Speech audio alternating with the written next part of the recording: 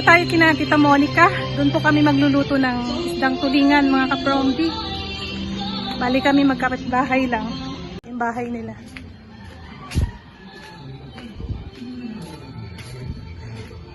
Isang araw sa lahat. Magluluto tayo ngayon ng sinaing na tulingan. Dito po ako ngayon sa bahay ng tita ko. At samahan niyo po ako. Sabay-sabay po natin itong lulutuin sa kahoy. Ayan, naglilinis tayo ng isdang tulingan mga kapromdi at maggagawa tayo ng sinaing. Magluluto po tayo ng sinaing. Ayan po.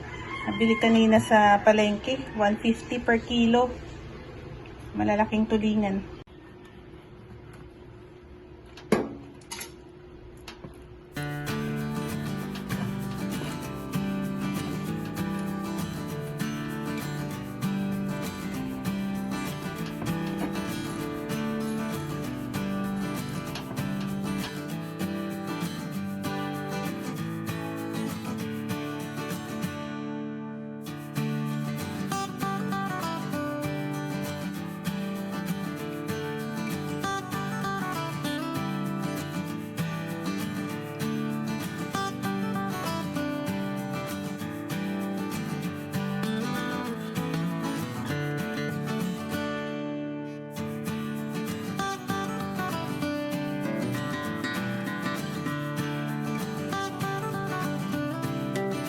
Pinagsabay-sabay na po niyang pinitpit para mabilis po.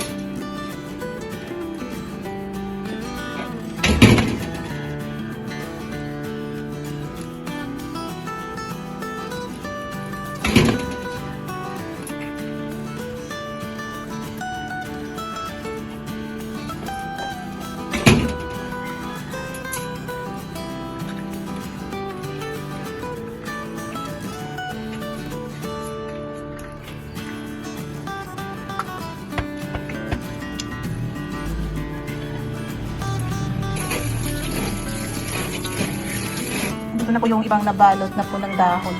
Nailipat na dito sa container.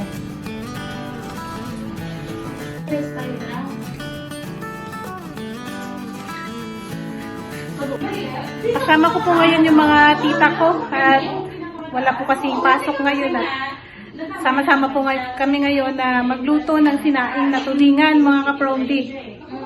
Kaya magulo na naman ito. Ako po nakikigulo lang dito mga kapromdi. Ayan, naglalagay po sila ng na-arrange po dito sa malaking kaldero.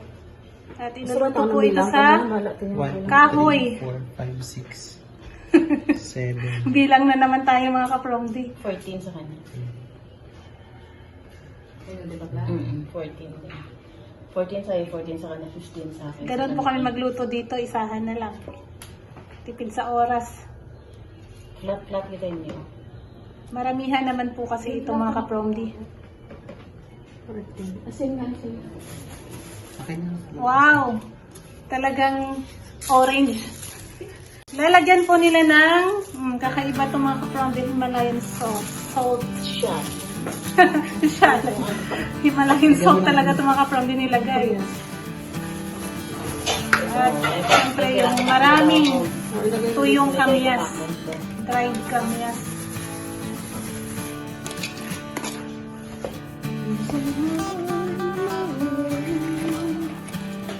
Ito yung kasi namin mga kapromdi vodka.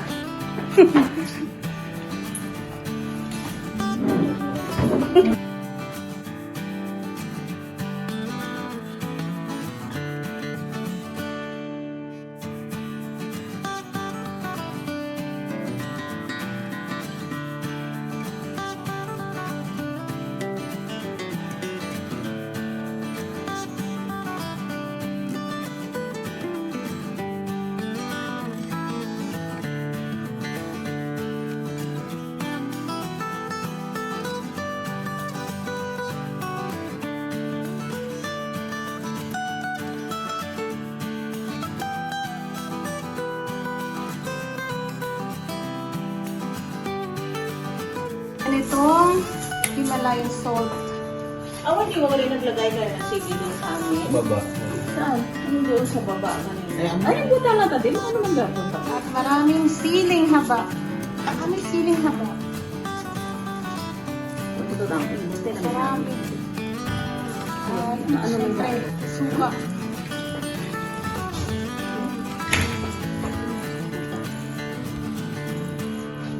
Isang litrong suka. Uwi muna ako sa bahay dahil magkakapit bahay lang kami. Kukuha ako ng kahoy. Kuha muna ako ng kahoy sa bahay mga kaprombi. Nilagyan po nila ng tubig. Dapat ba apaw?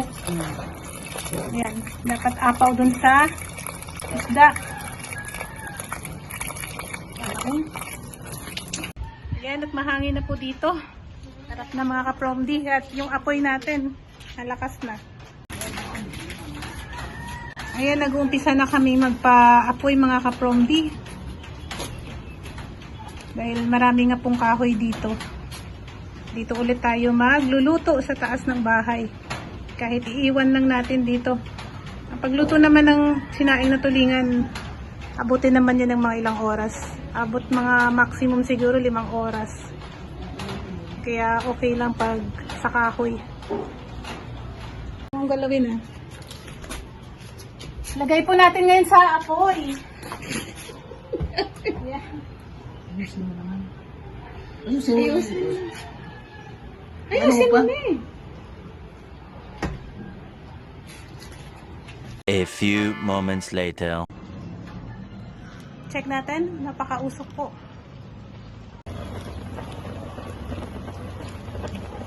Ayan po. Kulong-kulo na mga kapromdi.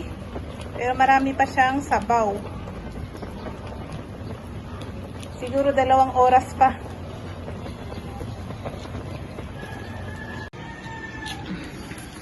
Mainit pa siya. Ayan eh. Huway pa. Okay, kaya magiling na daw naman kaya hindi pagkakain ng bugatan natin. Ang uwi na namin at luto na po.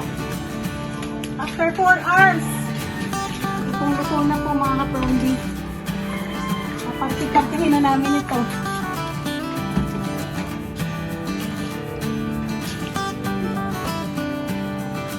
Ayan po mga kaparti-parti na po tayo mga kapromdi.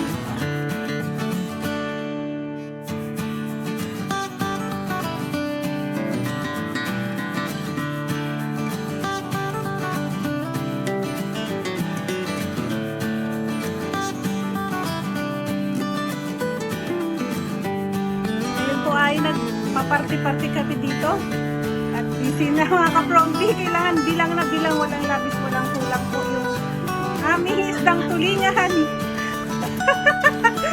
Ako na yung thumbnail ka. Dati na ba? Kita mo ha? Ina, imay. Okay. Ay, wala. May 14 na, 13, 14. Ayan, 13, 14.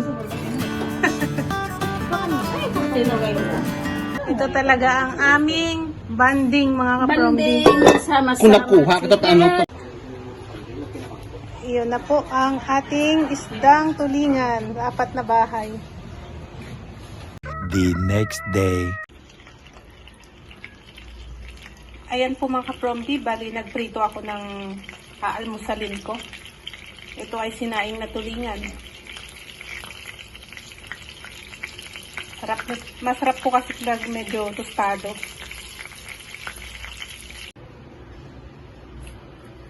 Ito na po siya mga kapromdi, pinrito ko muna. Bali ito ay mga kamyas ito. Medyo tostado. Imaginein mo yung sinaing tapos paprituhin mo pa. Mabango po siya mga kapromdi, tsaka natikman ko, malinamnam. Kain na po tayo. Breakfast.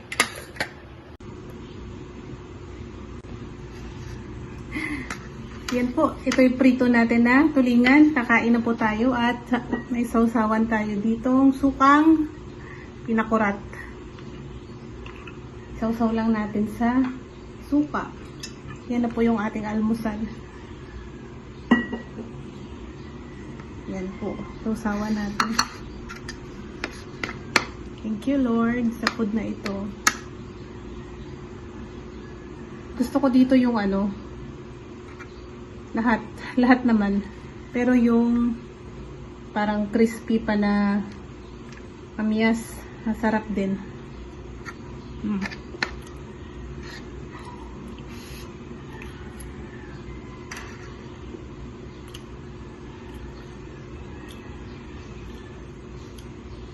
Kahapon po kami nagluto. Nabot kami ng 4 na oras sa pagluto ng sinaing.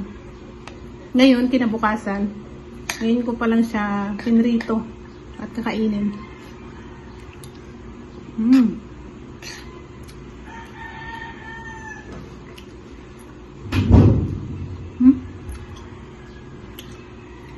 Masarap din talaga siya pang breakfast, mga kapromdi. Ang ating sinaing na tulingan.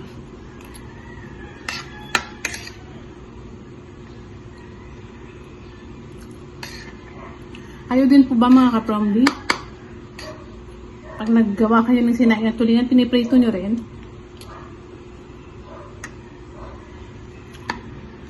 Try nyo po. Masarap din. Tsaka yung lasang-lasang talaga sa tulingan yung asim niya na nuot doon sa isda.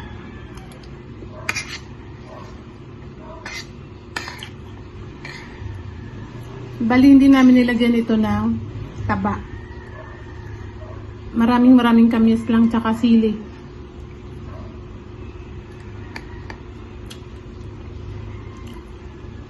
Ang sarap. Tsaka mabango po.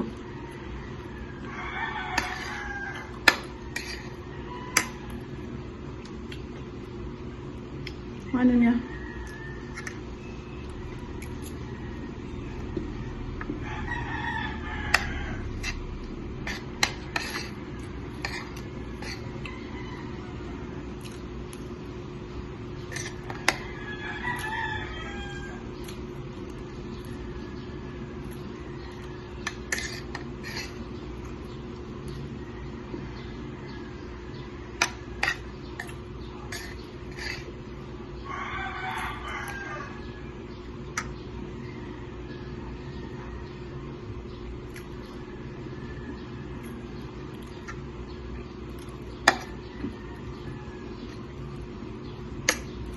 Paano po, mga kapromdi? Maraming salamat sa panonood sa aking mga video. Hanggang dito na lang muna. Kain po tayo.